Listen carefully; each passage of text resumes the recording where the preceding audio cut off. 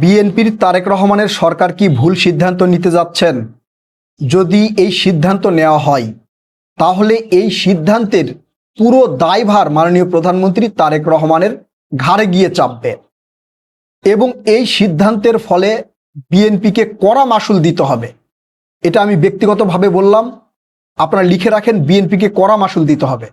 যারা এতদিন বলে আসছিল নির্বাচন ইঞ্জিনিয়ারিং করা হয়েছে, নির্বাচনে বিএনপিকে ইচ্ছা করে জিতানো হয়েছে, ঠিক তারা তাদের কথাগুলো এস্টাবলিশড করবে, জনগণকে বোঝানোর চেষ্টা করবে এবং বলবে, দেখেছেন আমরা যেটা বলেছিলাম সেটাই সঠিক, নির্বাচনে ইঞ্জিনিয়ারিং কইরা বিএনপিকে জিতানো হয়েছে। আপনারা বিভিন্ন আলোচনা শুনতেছেন যে আমাদের বাংলাদেশের আগামীর মহামান্য রাষ্ট্রপতি কে হবেন, অনেকের নাম শুনছেন। তার মধ্যে একটা গুঞ্জন শোনা যাচ্ছে যে আগামীর মহামান্য রাষ্ট্রপতি হতে পারেন ডক্টর মোহাম্মদ ইউনূস। যদি এই সিদ্ধান্ত নেওয়া হয় তাহলে এই সিদ্ধান্তের পুরো দায়ভার মাননীয় প্রধানমন্ত্রী তারেক রহমানের উপরে গিয়ে চাপবে। কারণ আপনারা আমাদের মাননীয় স্বরাষ্ট্রমন্ত্রী সালাউদ্দিন আহমেদের কথা শুনেছেন। বিএনপির স্থায়ী কমিটির বৈঠক হয়েছে, সেই বৈঠক শেষে তিনি এসে সাংবাদিকদের বলেছেন যে স্থায়ী কমিটিতে সিদ্ধান্ত হয়েছে আমাদের মাননীয় প্রধানমন্ত্রী তারেক রহমান সিলেক্ট করবেন যে আগামীতে বাংলাদেশের মহামান্য রাষ্ট্রপতি কে হবেন। তার মানে এখন যাকে রাষ্ট্রপতি বানানো হবে সেটা তারেক রহমানই সিলেক্ট করবে। আমাদের মাননীয় স্বরাষ্ট্রমন্ত্রী সালাউদ্দিন আহমেদের কথা অনুযায়ী যদি ডক্টর মোহাম্মদ ইউনূসকে সিলেক্ট করা হয় তাহলে সেই দায়ভারও কিন্তু তারেক রহমানের উপরে গিয়েই পড়বে। বলা হবে যে স্থায়ী কমিটি সিদ্ধান্ত নিয়েছে, তারেক রহমান যাকে রাষ্ট্রপতি বানাবেন বিএনপি তাকে সমর্থন করবেন। এখন যদি ডক্টর মোহাম্মদ ইউনূসকে রাষ্ট্রপতি বানানো হয় তাহলে কি কি হবে, গুরুত্বপূর্ণ কি হবে সেটা পরে বলতেছি। তার আগে যেই কথাগুলো এস্টাবলিশ করার চেষ্টা করবে, এতদিন যারা বলে আসছিল যে নির্বাচন ইঞ্জিনিয়ারিং হয়েছে, তারা কি কি বলবে দেখেন। আপনারা ইতিমধ্যেই দেখেছেন অন্তর্বর্তীকালীন সরকারের সাথে যারা যারা ছিল তাদের অনেককেই বিএনপি তাদের পদে বসিয়েছেন, মানে বিএনপিতে যোগদান করিয়েছেন।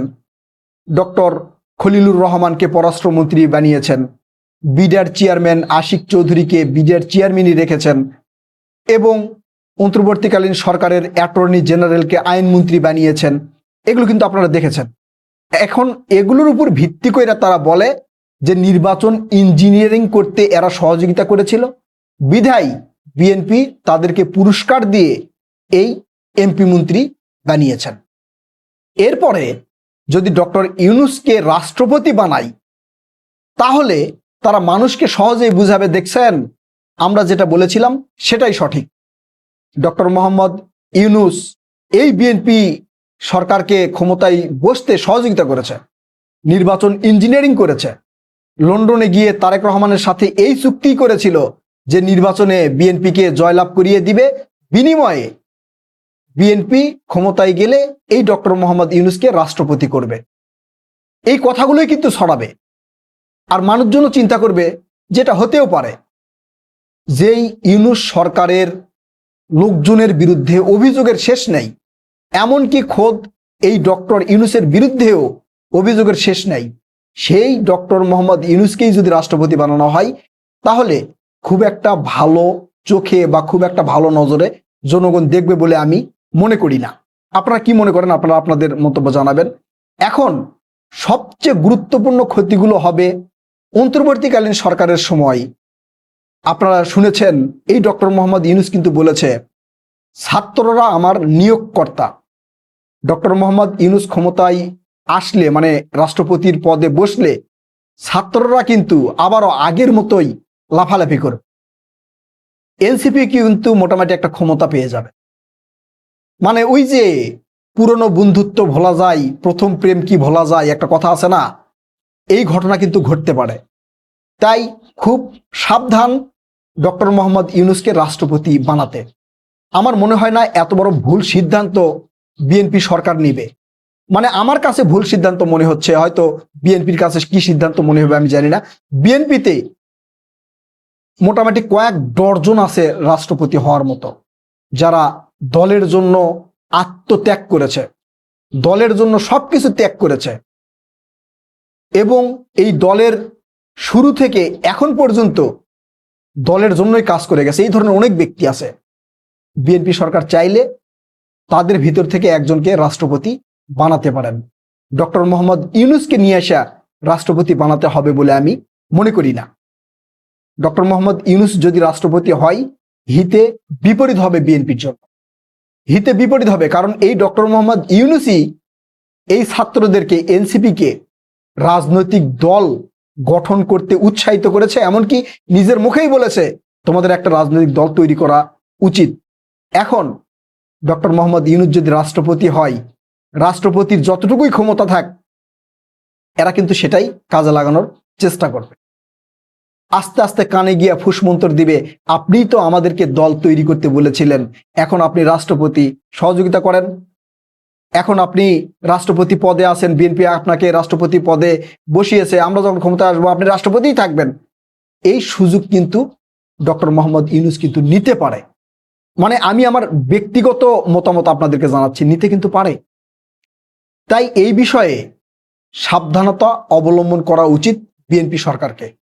বিএনপির মধ্যে থেকে কে কে রাষ্ট্রপতি হতে পারেন, মানে আপনারা জানান তো যে কে রাষ্ট্রপতি হলে ভালো হন। অনেকে কিন্তু অনেকের নাম বলেন, আমি এই বিষয় নিয়ে একটা পোস্ট করেছিলাম, অনেকে অনেক ধরনের নাম বলেন।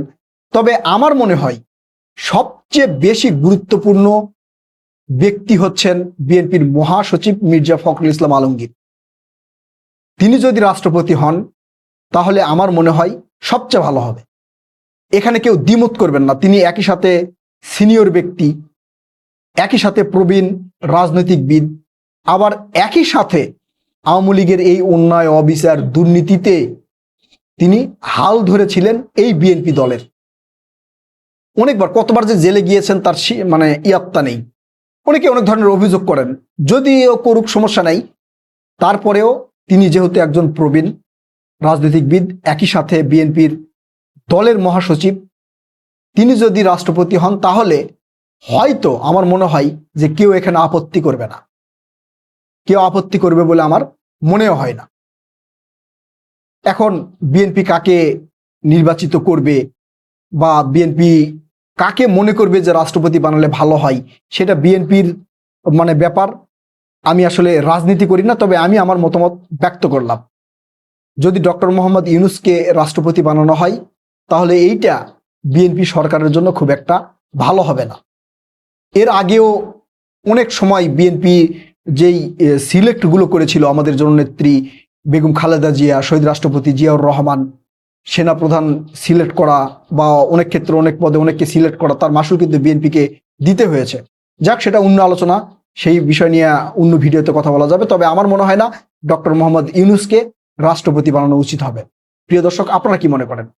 আপনারা আপনাদের মূল্যবান মতামত জানাবেন। কথা হবে নতুন কোনো ভিডিওতে। ততক্ষণ পর্যন্ত ভালো থাকবেন ইনশাআল্লাহ। আল্লাহ হাফেজ।